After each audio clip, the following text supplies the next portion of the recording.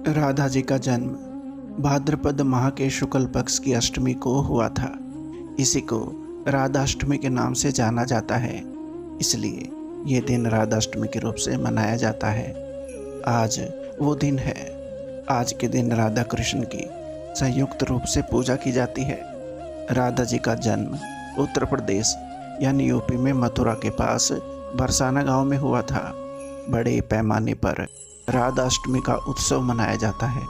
स्कंद पुराण के विष्णु खंड के अनुसार भगवान श्री कृष्ण की 16,000 रानियां थी, लेकिन उन सब में सबसे ज़्यादा प्रिय उन्हें राधा थी। राधाष्टमी का व्रत समस्त सुखों को प्रदान करने वाला कहा गया है। इस दिन स्त्री पुरुष व्रत रखकर राधा कृष्ण की पूजा करते हैं। राधा कृष्ण का आकर्षक श्रृंगार करके 56 भोग का प्रसाद लगाया जाता है। ये व्रत सुख और सौभाग्य की प्राप्ति के लिए किया जाता है। इस व्रत के प्रभाव से दाम्पत्य जीवन सुखमय होता है और भगवान श्री कृष्ण राधा जी का विशेष अनुग्रह प्राप्त होता है। स्कंद पुराण का कथन है कि जो लोग कृष्ण जन्माष्टमी का व्रत करते हैं उन्हें राधाष्टमी का व्रत भी अवश्य करना चाहिए। राधाष्टमी के व्रत के बिना जन्माष्टमी व्रत की पूर्णता नहीं हो सकती। श्री कृष्ण को भी राधा जी इतनी प्रिय थी कि उनसे पहले राधा जी का नाम लिया जाता है, राधे कृष्ण। राधाष्टमी का व्रत करने से घर में लक्ष्मी का वास होता है और मन की सभी मनोकामनाएं पूर्ण होती हैं। श्री कृष्ण भक्ति के अवतार देव ऋषि नारद ने एक बार भगवान सदाशिव के श्री चरणों में प्रणाम करके पूछा, हे भगवान, मैं आपका दास हूँ, बतलाइए श्री राधा देवी लक्ष्मी है या देव पत्नी, महालक्ष्मी है या सरस्वती? क्या वो अतरंग विद्या हैं या वैष्णवी प्रकृति हैं? कहिए, वे वेद कन्या है, देव कन्या है या मुनि कन्या? सदाशिव बोले, हे मुनिवर, अन्य किसी लक्ष्मी की बात क्या कहें? कोटि कोटि महालक्ष्मी उनके चरण कमल की शोभा के सामने तुच्छ कही जाती है। हे नारद जी, एक मुंह से मैं अधिक क्या कहूँ? मैं तो श्री राधा के रूप, लावण्य और गुण आदि का वर्णन करने में अपने आप को असमर्थ पाता हूँ। उनके रूप आदि की महिमा कहने में मैं भी लज्जित हो रहा हूँ। तीनों लोकों में कोई भी ऐसा समर्थ नहीं है जो उनके रूप आदि का वर्णन कर पाए। उनकी रूप माधुरी जगत को मोहने वाले श्री कृष्ण को भी मोहित करने वाली है। यदि अनंत मुख से चाहूँ भी तो भी उनका वर्णन करने की क्षमता मुझ में नहीं है। नारद जी बोले, हे प्रभु, श्री राधा जी का जन्म का महात्म्य सब प्रकार से श्रेष्ठ है।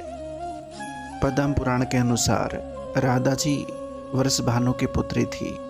राधा जी का जन्म यमुना के निकट स्थित रावल गांव में हुआ था और बाद में उनके पिता बरसाना में बस गए थे, लेकिन अधिकतर मानते हैं कि उनका जन्म बरसाना में हुआ था। राधा रानी का विश्व प्रसिद्ध मंदिर बरसाना ग्राम की पहाड़ी पर स्थित है। बरसाना में राधा को लाडली कहा जाता है। धार्मिक मान्यताओं के अनुसार राधा की पूजा के बिना भगवान श्री कृष्ण की पूजा अधूरी मानी जाती है। कृष्ण जन्माष्टमी की तरह ही राधाष्टमी का त्यौहार भी बड़े धूमधाम से मनाया जाता है। कहा भी जाता है कि भगवान श्री कृष्ण का नाम राधा के नाम के बिना अधूरा है। जब तक उसके नाम के आगे राधा का नाम ना जुड़ जाए वो पूरा नहीं होता। राधा कृष्ण कभी एक नहीं हुए, लेकिन एक दूसरे को पूरा करते हैं। श्री कृष्ण जन्माष्टमी के 15 दिन बाद राधाष्टमी का पर्व आता है। हिंदू पंचांग के अनुसार भाद्रपद मास के शुक्ल पक्ष की अष्टमी तिथि को राधा अष्टमी व्रत रखा जाता है। इसके साथ ही अष्टमी की तिथि माँ दुर्गा की पूजा के लिए भी उत्तम मानी गई है। माँ दुर्गा को शक्ति का प्रतीक माना गया है। धार्मिक मान्यताओं के अनुसार राधा की पूजा के बिना भगवान श्री कृष्ण की पूजा अधूरी मानी जाती है। कृष्ण जन्माष्टमी की तरह ही राधाष्टमी का त्यौहार भी बड़े धूमधाम से मनाया जाता है। जन्माष्टमी की तरह ही राधाष्टमी का भी विशेष महत्व है। कहते हैं कि राधाष्टमी का व्रत करने से सभी पापों का नाश होता है। इस दिन विवाहित महिलाएं संतान सुख और अखंड सौभाग्य की प्राप्ति के लिए व्रत रखती हैं। कहते हैं राधाष्टमी की पूजा करने से घर में लक्ष्मी आती है और भगवान कृष्ण भी खुश होते हैं। भगवान कृष्ण और राधा के अलौकिक प्रेम की कहानी तो सभी जानते हैं। ये उनके प्रेम की पराकाष्ठा है कि चोट कान्हा को लगी तो पीड़ राधा को होती थी। पुराणों में श्री राधा रानी को कृष्ण की शाश्वत जीवन संगिनी कहा जाता है। लेकिन क्या आप जानते हैं कि इस प्रेम की शुरुआत धरती पर कब और कहाँ से हुई? एक कहानी में ये कहा गया है कि श्री राधा रानी की कान्हा से मुलाकात तब हुई थी जब वो खुद 11 महीने की थी। तब श्री कृष्ण महज 1 दिन के थे। उस समय उनका जन्मोत्सव मनाया जा रहा था। कहा जाता है कि उस समय राधा जी अपनी माँ कीर्ति के साथ नंदगांव आई थी। तब वो अपनी माता की गोद में थी और कन्हैया पालने में। गर्ग संहिता में उल्लेख मिलता है कि जन्मोत्सव के बाद कान्हा दूसरी बार राधा जी से तब मिले जब वो अपने पिता नंद बाबा के साथ एक वन से गुजर रहे थे। कहा जाता है कि उस समय नंद बाबा जी के सामने एक दिव्य ज्योति प्रकट हुई। बताया जाता है कि जो स्वयं श्री राधा रानी थी, उन्होंने नंद बाबा से कहा कि वो कन्हैया को उन्हें दे दे। तब नंद बाबा ने कान्हा जी को राधा जी की गोद में डाल दिया। कहा जाता है कि ये मुलाकात लौकिक नहीं बल्कि अलौकिक थी। एक कहानी के अनुसार जब नंद बाबा ने राधा जी की गोद में कन्हैया को सौंपा, तब कन्हैया ने अपना बाल रूप त्याग दिया। कुछ ही देर में वो किशोर रूप में आ गए। उसी समय ब्रह्मा जी उपस्थित हुए और उन्होंने कृष्ण राधा का विवाह संपन्न कराया।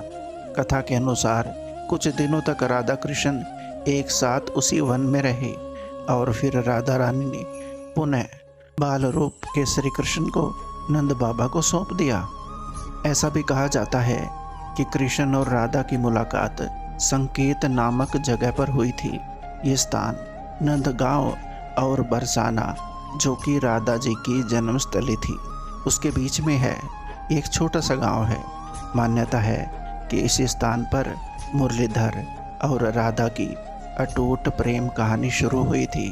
बता दें कि हर साल भाद्र शुक्ल अष्टमी से चतुर्दशी तक संकेत गांव में राधा कृष्ण के प्रेम को याद किया जाता है।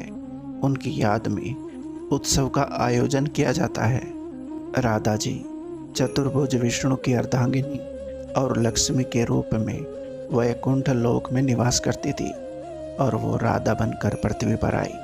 ब्रह्म वैवर्त पुराण के अनुसार राधा कृष्ण की सखी थी।